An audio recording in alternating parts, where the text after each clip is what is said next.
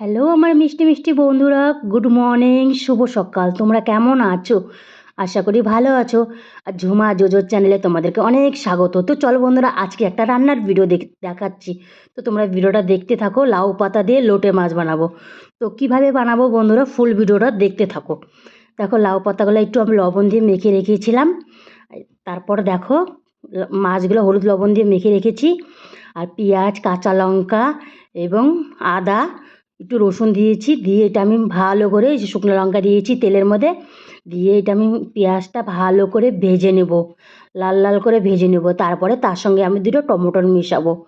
তারপর দেখো, এটা লাল লাল করে সুন্দর করে ভেজে নেব। ভেজে নিয়ে তারপরে দেখো বন্ধুরা, ভাজা হয়ে গেলে এটা আমি নামিয়ে নেব।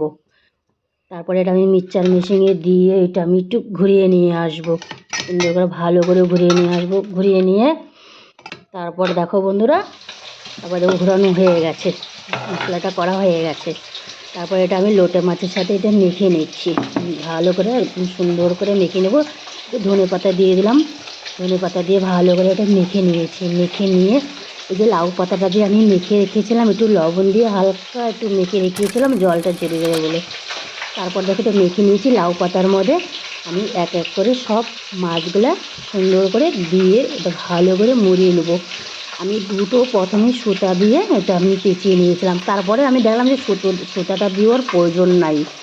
তারপরে আমি সব এক এক করে দেখো কি সুন্দর করে আমি লাউ পাতা দিয়ে ঢেকে নিয়েছি।